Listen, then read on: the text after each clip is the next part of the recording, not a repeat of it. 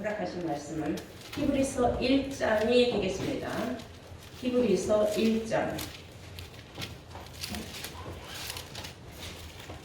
찾으신 줄 믿고 6절부터 제가 공독을 하겠습니다. 히브리서 1장 6절부터 공독을 하겠습니다.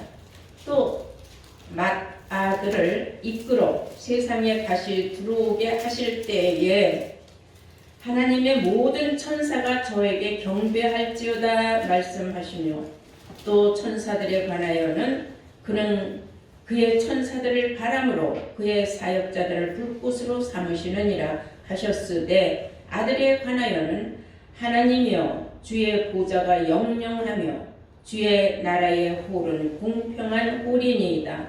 네가 의를 사랑하고 불법을 미워하였으니 그러므로 하나님 곧 너의 하나님이 즐거움의 기름을 네게 부어 네 동료들보다 승하게 하셨도다 하였고 또 주여 태초에 주께서 땅에 기초를 주셨으며 하늘도 주의 손으로 지으신 바라 그것들을 멸망할 것이나 오직 주는 영존할 것이요 그것들은 다 옷과 같이 낡아지리이다. 의복처럼 갈아입을 것이요 그것들이 옷과 같이 변할 것이나 주는 여전하여 연대가 다함이 없으리로다 하였으나 어느 때에 천사 중 누구에게 내가 네 원수로 발등상 되게 하기까지 너는 내 우편에 앉았으라 하셨느냐. 모든 천사들은 부리는 영으로서 구원을 얻을 후사들을 위하여 섬기라고 보내심이 아니뇨. 아멘. 예, 허락하신 하나님 말씀은 히브리서 1장 6절에서 14절로 말씀으로 맏아들로 오신 예수님이라는 제목으로 오늘 말씀을 전가하도록 하셨습니다.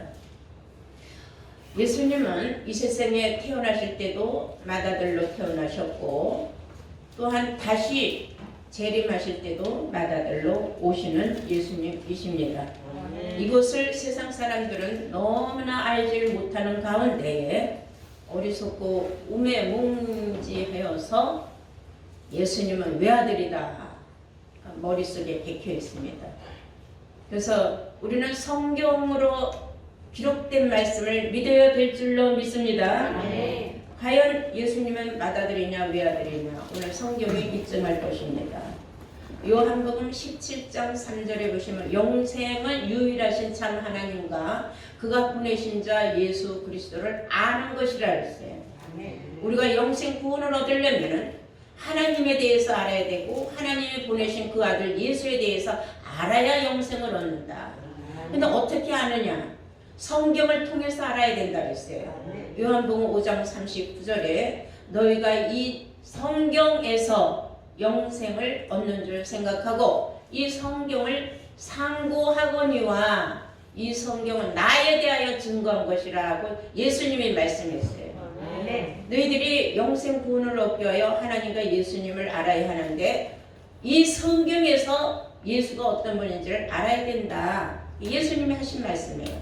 그래서 우리는 입으로만 주여 주여 해서 구원받는 것이 아니라 내가 성경을 알고 깨달았을 때에 그 말씀을 믿을 때에 내가 믿음을 가진 자요 내가 구원 얻을 대상이 된다는 걸 아시기 바랍니다.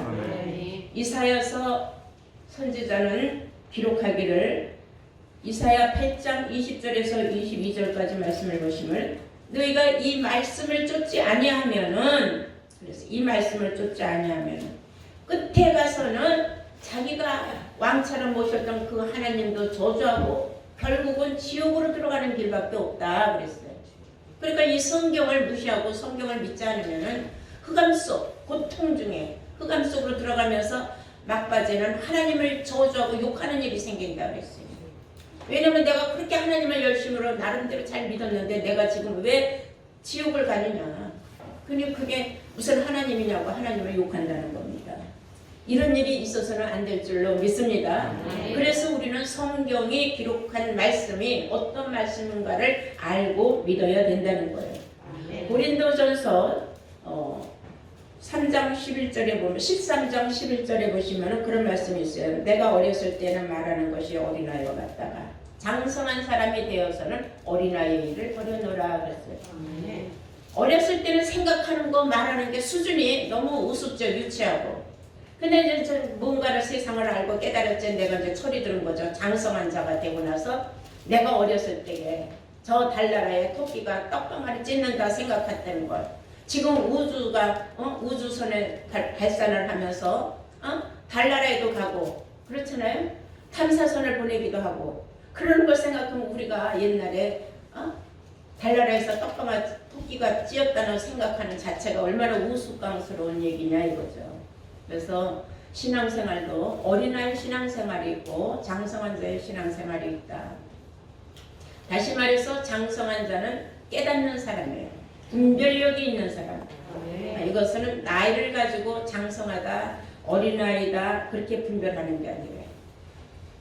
깨달음의 수준이 어린아이 수준이냐 장성한 자의 수준이냐 이게 중요한 거예요. 오늘 우리는 성경을 통하여서 과연 예수님은 외아들로 오셨느냐 맏아들로 오셨느냐 또 예수님은 성령의 씨이냐 사람의 씨이냐 이런 거 아는 건 엄청난 아주 우리에게 쇼크를 주는 놀라운 말씀입니다.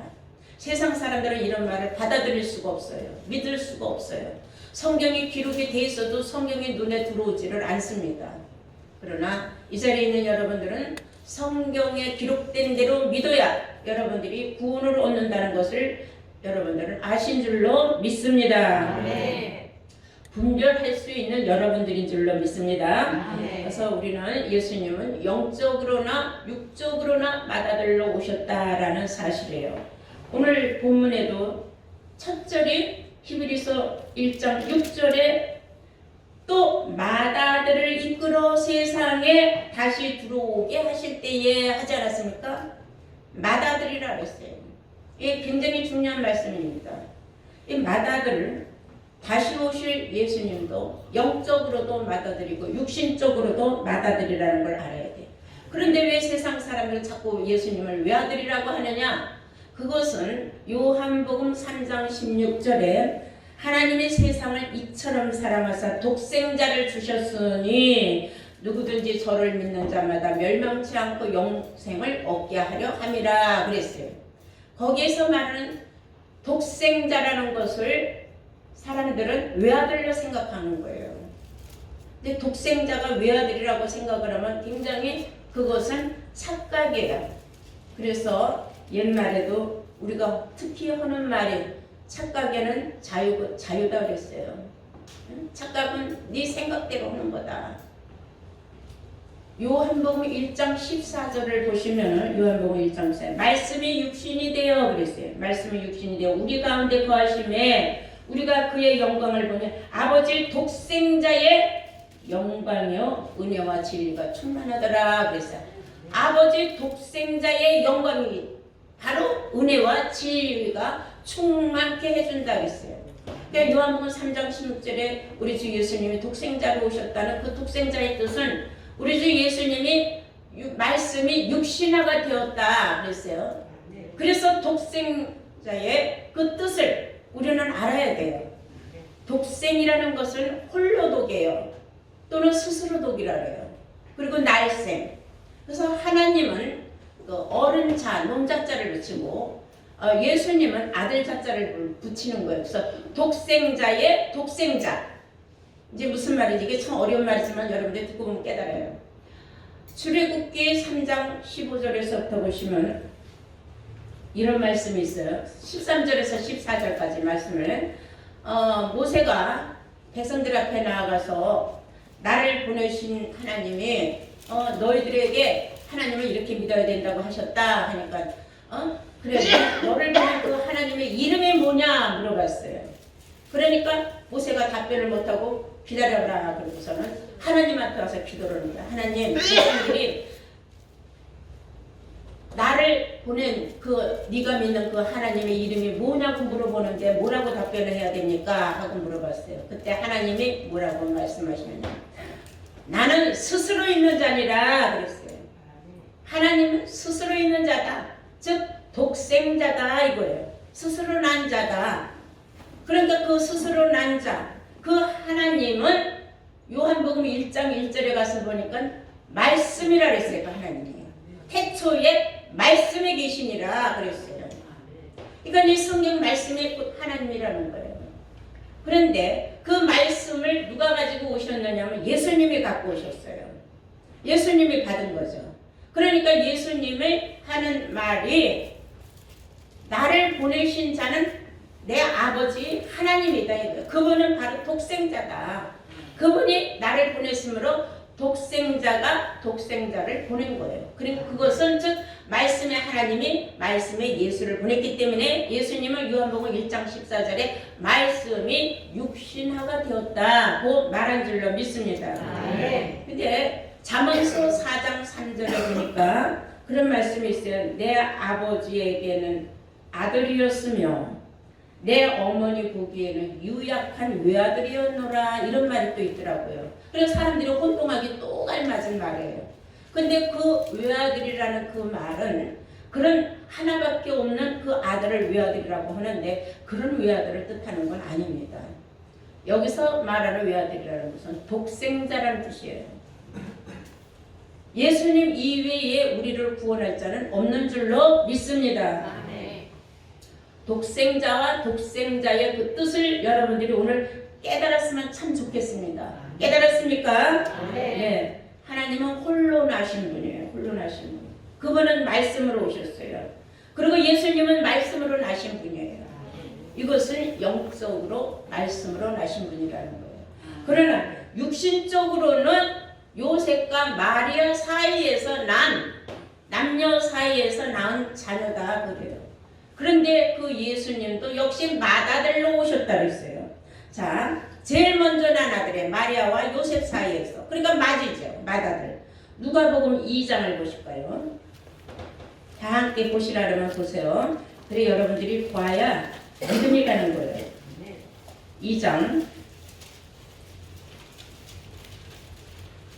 1절부터 보시면 이때에 가이사 아구수도가 영을 내려 천하로 다 호족을 하라 하였으니 이 호족은 구레뇨가 수비와 총독되었을 때에 첫 번 한 것이라 모든 사람이 호족을 하러 각각 고향으로 돌아가매 요셉도 다윗집 족속인고로 갈릴리 나사렛 동네에 살다가 그 말이에요. 유대를 향하여 베들레헴이라 하는 다윗의 동네로 그 정혼한 마리아와 함께 호족하러 올라가니 마리아가 이미 잉태되었더라. 거기 있을 때에 그때에 해산할 날이 차서 따라서 맏아들을 낳아. 뭘 낳았다 그랬어요? 외아들이라 그랬어요? 맏아들이라 그랬어요. 맏아들을 낳아 강불로 싸서 구유에 뉘었으니 이는 사관에 있을 곳이 없음이로다 그랬어요. 자, 여러분들 맏아들을 낳았다는 것을 성경에 기록했다는 사실을 우리는 알아야 합니다.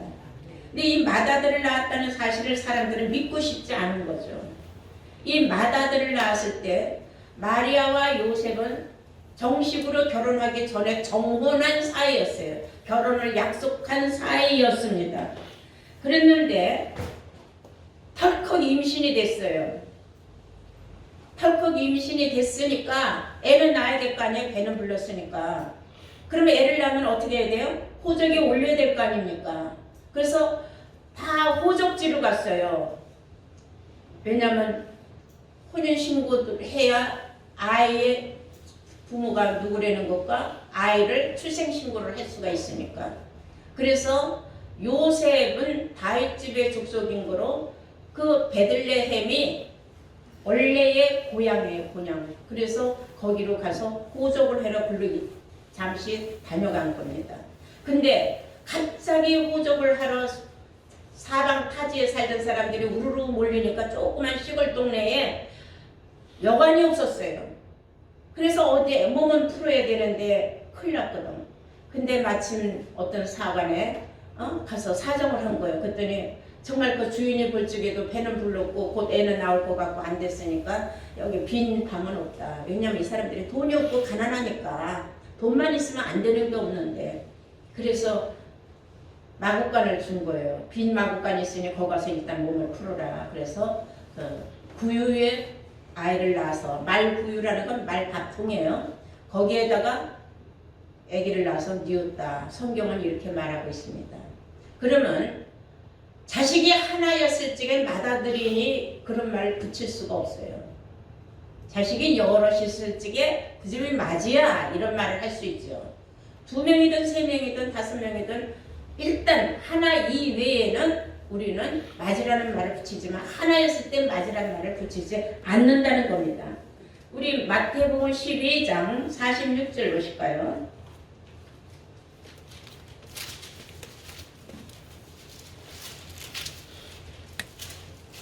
마태복음 12장 46절 보시면 예수께서 우리에게 말씀을 하실 때에 그 모친과 동생들이 예수께 말하려고 밖에 섰더니 한 사람이 예수께 여짜오되 보소서 당신의 모친과 동생들이 당신한테 말하려고 밖에 섰나이다 하니 말하던 사람에게 대답하여 가라사대 누가 내 모친이며 내 동생들이냐 손을 내밀어 제자들을 가리켜 가라사대 나의 모친과 나의 동생들을 보라 누구든지 하늘에 계신 내 아버지의 뜻대로 하는 자가 내 형제여 자매여 모친이라 하시니라. 아멘. 자, 여기서 예수님은 한참 설교를 하고 있는데 자기 어머니와 동생들이 바깥에서 형이 집에 안 들어오고 떠돌아다니면서 자꾸 하나님 말씀만 전파하니까 그때까지도 이해를 못했어요. 마리아도 자기 아들이 하는 일을 이해를 못했어요.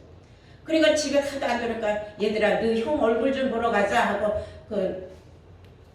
자녀들을 데리고 막 간 거예요. 어디에서 예수님이 와서 설교한다는 말을 듣고 그래갖고 가가지고 아유 내 아들 그 예수 좀 불러달라고. 그러니까 한 사람이 들어가서 예수님한테 얘기해요. 바깥에서 당신 모친과 당신 동생들이 누가? 모친과 동생들이 그랬어요. 그러니까 모친은 마리아죠. 동생들은 누구예요? 예수가 맞으니까 그 밑으로 쭈르르 난 동생들이죠. 그러니까 이것만 봐도 예수님이 맞으라고 하는 것은 분명한 줄로 믿습니다. 외아들 같으면 동생들이 있어서는 안 되죠. 그런데 예수님은 말씀하시기를 누가 내 모친이고 내 동생들이냐. 내가 전하는 이 말을 듣고 깨닫고 순종하고 지키고 따라가는 사람들이 내 모친이 될 수 있고 내 형제들이지. 육신적으로는 아무 의미가 없다. 그 말이에요. 여러분 냉정한 거예요. 영의 세계는. 내가 영적으로 깨닫는 것과 육신적으로 인정과 정말 정이 아무리 많아도 이 영적인 말씀을 깨닫지 못하면 하나는 지옥으로 가고 하나는 천국으로 갈 수밖에 없는 겁니다. 그 어떤 사람들은 마누라 치마 꼬랑지 붙잡고 가겠다. 그것도 있을 수 없는 거예요. 왜냐 믿음은 다 각자의 것이기 때문에 자기 믿음으로 자기가 구원을 받는 겁니다. 아멘. 이런 걸 여러분들은 오늘 말씀을 통하여 깨달음 받기를 원합니다. 아멘. 자, 이사야 선지자는 이런 말을 했어요. 이사야서 7장 14절 다 함께 보시겠어요? 이사야서 7장 14절에 보시면 예언을 처녀가 잉태하여 아들을 낳으리니 나오면 이름은 임마누엘이라고 하라 그랬어요. 임마누엘이라는 뜻은 무슨 뜻이냐면 하나님은 함께 하시다 이런 뜻이에요. 임마누엘이라고 하는 것은 어떤 뜻이라고요? 하나님이 함께 하시다 그런 뜻이에요. 근데 그거는 징조라는 말이 써 있어요. 하나님께서 징조로 보여주시기를 처녀가 잉태하여 아들을 낳을 것인데 이름은 뭐라고 하라? 임마누엘이라 하라. 근데 예수님을 임마누엘이라고 하지 않고 예수라고 부르라 했어요. 천사가 나와서 말하기를 마태복음 1장 21절 보시면은 아들을 낳으리니 그랬어요. 아들을 낳으면은 이름은 예수라 하라. 이는 그가 자기 백성을 저희 죄에서 구원할 자임이라. 예수라는 이름은 백성들을 죄에서 구원한다는 뜻이다 그 말이에요. 그래서 임마누엘이라고 이사야 선지자는 말을 했지만은 임마누엘이라고 하라고 알려주지 아니하고 뭐라고 알려줬어요? 예수라고 부르라 하고 이름을 알려줬어요. 천사가 와서. 이건 얼마나 놀라운 사실입니까? 예수라는 뜻은 다시 말해서 구세주라는 뜻이라는 걸 여러분 아시기 바랍니다. 자, 세상 사람들은 처녀 마리아 혼자서 아기를 낳았다. 속에 임마누엘 예수다 이렇게 생각하고 있어요. 외아들 예수다. 여러분, 어불성성 하나님은 질서의 하나님입니다. 이 세상의 모든 미물들도 암수가 있습니다. 하물며 질서를 만들어 놓으신 하나님께서 질서를 깨뜨리고 여자 혼자 가둬놨는데 애를 가질 수 있어요? 그건 있을 수가 없는 거예요. 그런데 하나님이 이미 처녀가 잉태해서 아들을 낳을 것이라고 예언을 했기 때문에 일단 처녀는 나와야 돼요. 그게 누구로 지목이 되었느냐면 마리아에게 갔어요. 왜냐? 마리아는 그 당시에 요셉이라는 사람하고 이미 정혼이 된 사이예요. 정혼이라는 건 무슨 뜻인지 알아요? 결혼을 정해놓은 사이다 그랬어요. 그런데 그 두 사람은 결혼식 전까지는 부부 생활을 해서는 안 돼요. 남녀가 몸을 섞으면 안 돼요. 그 당시에 율법 시대라 그건 돌로 맞아 죽을 일이에요. 그래서 서로가 순결을 지켰어요.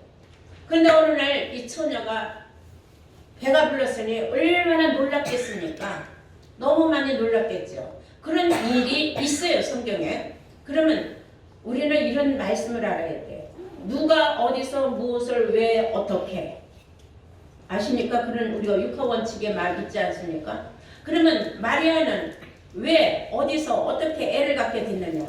그럼 처녀가 혼자 가만히 있는데 갑자기 배가 불러서 그게 사람이 세상에 나왔느냐? 아주 중요한 말이에요. 우리 사도행전 1장 13장 23절을 보시겠어요? 사도행전 13장 23절입니다. 다 찾으신 줄 믿고 보겠습니다. 하나님이 약속하신 대로 뭐 하신 대로? 약속을 하신 대로 이 사람의 씨에서 이스라엘을 위하여 구주를 세우셨으니 곧 예수라. 아멘. 그게 예수다 이거예요. 뭐에서 나왔어요? 사람의 씨로 나왔다는 거예요. 왜 사람들은 자꾸 성령의 씨라 그래요? 여자 혼자 있는데 성령의 씨가 어떻게 들어가서 애가 나겠습니까? 그거는 말이 될 수가 없는 말입니다. 자, 그것을 대해서 우리가 누가복음 1장 34절을 한번 보시겠어요? 어떻게 해서 아이를 낳게 되는 그 과정이 성경에 나옵니다. 누가복음 1장 34절입니다. 마리아가 천사에게 말을 하는데 나는 사내를 알지 못하니 나는 아직까지 남자하고 어떤 일을 해본 적이 없습니다. 요즘 웃기는 말로 수처녀입니다. 그런 뜻이에요. 나는 남자하고 접속을 해본 적이 없습니다. 나는 정혼한 몸이고 깨끗한 몸입니다. 그런데 천사가 하는 말이 마리아가 천사에게 말하되 나는 사내를 알지 못하니 어찌 이런 일이 있으리까? 아니 내가 애를 낳고 아들을 낳고 하나님의 아들을 낳는다는 게 그게 말이 됩니까? 하고 따졌어요. 그랬더니 35절 보시겠어요? 중요한 말입니다. 천사가 대답하여 가로되 성령이 네게 임하시고 지극히 높으신 이의 능력이 너를 덮으시리니 이름으로 나실 바 거룩한 자는 하나님의 아들이라 일컬으리라 그랬어요. 아주 놀라운 말씀이에요. 너는 거기에 대해서 책임질 이유도 없고 알 필요도 없다.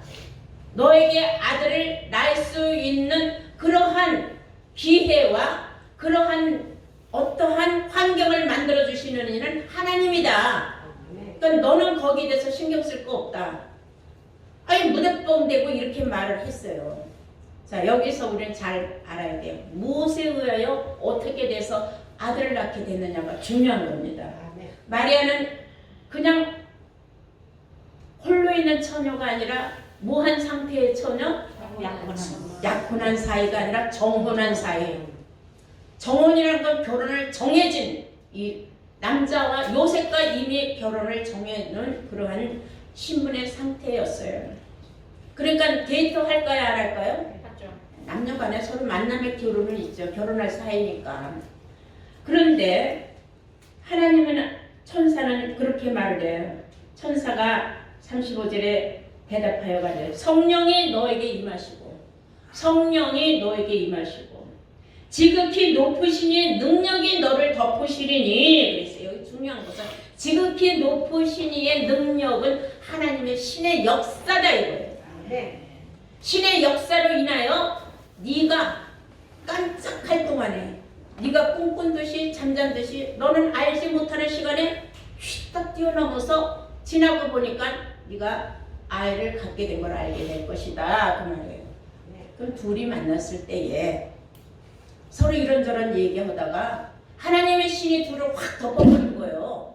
둘을 확 덮어버리니까 둘이 어떤 행위가 있었는지 서로가 서로를 모르는 거예요. 남녀간에 어떠한 일이 있었는지 서로가 모르는 거예요. 아무렇지도 않게. 근데 그 이후로 마리아가 배가 불러온 걸 보고 제일 놀란 거는 마리아는 알았죠. 이미 천사가 말을 했으니까 그 말한 것이 나한테 정말 이렇게 이루어졌구나 하고 수능을 했겠지만은 놀란 건 요셉이에요. 나는 저 여자를 건드려 본 적이 없는데 아니 저 여자가 왜 배가 불렀을까? 이걸 내가 나가를 불고 떠돌아다닐 수도 없어. 내가 결혼을 약속한 여자인데. 그러니 이걸 어떻게 할까? 혼자 머리 싸매고 고민이 된 거예요. 아, 이제 애 날 날도 거의 다가오니까 배는 점점 불러주고. 그러니까 어떤 생각이 들어갔느냐. 나는 저 여자가 정결한 수처녀를 알았는데 도대체 어디 가서 어떤 남자하고 무슨 짓을 했길래 저렇게 애를 가졌을까? 도무지 용납이 안 되는 거예요. 용납이 안 되니까 혼자 조용히 이 여자하고 조용히 끊고 36개 도망갈 생각을 했어요. 그거를 누가 제일 먼저 알았어요? 하나님이 먼저 알았어요. 하나님이 천사를 보내서 야단을 하는 거예요. 너 어디다 대고 지금 도망갈 생각을 하고 너 책임을 회피할 생각을 하냐? 어? 네 아내 마리아 데려오기를 무서워 말아라. 그래요. 하나님이 천사를 보내서 네 아내 마리아 데려오기를 두려워 말라 그랬어요. 자, 여기에서 네 아내라는 말을 썼어요. 아내라는 말은 부부 사이에서 아내, 남편이란 말이 통하지 정혼한 사이에서는 절대로 남편과 아내라는 말은 쓸 수가 없는 겁니다. 이해가 됩니까? 그런 말씀 우리가 한번 볼까요? 마태복음 1장 18절부터 보시겠습니다. 마태복음 1장 18절. 예수 그리스도의 나심은 이러하니라. 그 모친 마리아가 요셉과 정혼하고 동거하기 전에 성령으로 잉태된 것이 나타났더니 그 남편 요셉은 의로운 사람이라 저를 이런 사건을 드러내지 아니하고 사람들한테 나발 불지 않고 그 말이에요.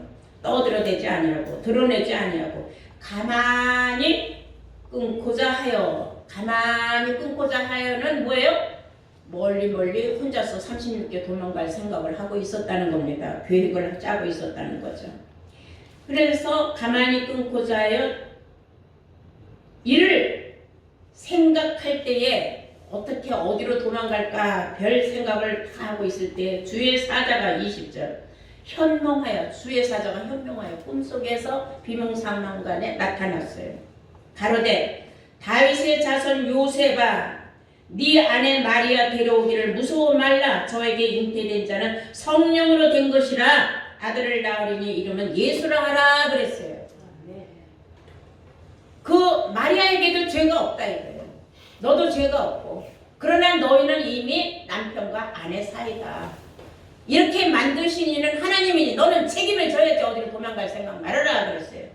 그러니까 요셉이 얼마나 놀랐겠습니까? 꿈에서 마리아의 그것도 다 해결이 됐잖아요. 마리아가 어디 가서 딴짓해서 그런 게 아니라는 것도 해결됐죠. 그 여자가 정조를 아무데나 가서 바친 것도 아니라는 것도 알았고 그리고 네가 아내란 말을 하는 거 보니까 천사가 나와서 그런 말을 알려주는 거 보니까 주의 신이 나하고 마리아 사이를 그렇게 묶어놨구나 하는 걸 깨달았어요. 이게 하나님의 하신 일이었구나. 누가 하신 일? 하나님이 하신 일이었구나 하고 깨달았다는 겁니다. 그래서 마리아를 데리고 이제 호적을 하러 베들레헴 고향으로 갔던 것입니다. 이제 이해가 되죠? 그래서 육신으로 하면은 다윗의 혈통인 요셉의 씨를 받아서 예수님이 이 세상에 태어난 거예요. 맞아요? 네. 그래서 로마서 1장 3절에 보시면은 이 아들로 말하면은 그 예수로 말하자면 육신으로는 다윗의 혈통에서 나셨고 그랬어요. 다윗의 혈통에서 분명히 났다고 말했습니다. 그리고 하나님이 약속하신 대로 이 사람의 씨에서 이스라엘을 위하여 구주를 세웠으니 곧 예수라. 예수는 사람의 씨로 오셨다고 한 줄로 믿습니다. 사도 바울도 로마서 9장 1절에서 5절까지 말하기를 육신으로 하면은 그리스도가 저희에게서 났다. 이스라엘 족속에게서 났다. 육신으로 하면은 그러니까는 자꾸 막연하게 예수님은 하나님의 아들 하늘로부터 뚝 떨어진 거로 말하지 말아라 그 말이에요. 영적으로 하면은 하나님의 아들이 맞다 이거예요. 왜냐하면 예수님이 말씀하시기를 요한복음 3장 13절에 하늘에서 내려온 자 인자 외에는 하늘에 올라간 자가 없다 그랬어요. 예수님이 언제 하늘에서 내려왔어요? 저 하늘은 공중인데. 그럼 마리아 뱃속이 공중입니까? 그건 아니죠. 요새 영적인 차원을 말하는 줄로 믿습니다. 그래서 영적으로 말하면은 예수님은 하나님의 아들이 분명합니다. 그리고 영적으로 말해도 예수님은 절대로 외아들이 아니고 맏아들이라는 거예요. 우리 욥기서 38장 한번 보실까요? 욥기서 38장 6절 보시겠습니다. 그 주초를 무 위에 세웠으며 그 모퉁이 돌은 누가 놓았느냐. 그때에 새벽 별들이 계세요. 새벽 별들 하면 별이 하나예요? 여럿이에요? 여럿이죠. 그때에 새벽 별들이 함께 노래하며 하나님의 아들들이 다 기쁘게 소리하였느니라. 새벽 별들은 다 하나님의 아들들을 말하고 있는 줄로 믿습니다. 그런데 계시록 22장 16절에 보면은 나 예수는 다윗의 뿌리요. 육신적으로는 다윗의 뿌리고 그리고 영적으로는 광명한 새벽별이라 그랬어요. 예수님은 광명한 새벽별이라 그랬어요. 영적으로도 새벽별이라. 수많은 새벽별들이 있었지만은 예수님은 새벽별 중에서도 광명한 새벽별이라 이거 맞이로 왔다 그 말이에요. 그래서 오늘 말씀을 통해서 우리가 오늘 깨달은 것이 무엇이냐. 예수님은 영적으로나 육적으로나 다 맏아들이며 예수님은 영적으로는 하나님의 아들이요 육신적으로는 사람의 아들이라는 거. 사람의 아들도 맏아들로 오셨다는 사실을 오늘 여러분들은 성경을 통하여 깨달음 받은 줄로 믿으시기 바랍니다. 믿으셨으면 아멘. 네, 억지로 믿는 건 아니라 성경에 기록된 걸 보고 믿으면 아멘 하라는 뜻인 줄로 믿습니다. 네, 그래서 오늘 본문을 보고 마치겠어요. 또 맏아들을 이끌어 세상에 다시 들어오게 하실 때에 하나님의 모든 천사가 저에게 경배를 할지어다.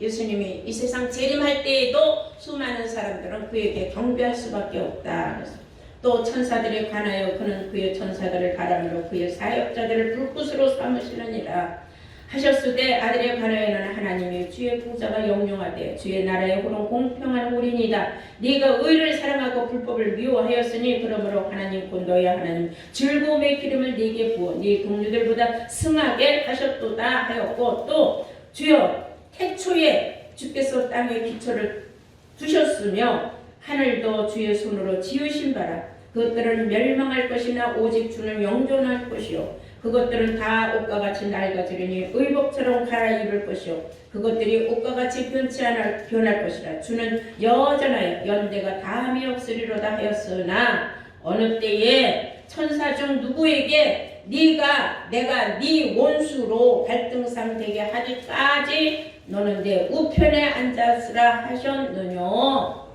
누구를 말하는 거예요? 예수님이죠. 너는 내 보좌 우편에 앉았으라 하였는데 시편 110편 1절의 말씀이 이루어지는 것이요.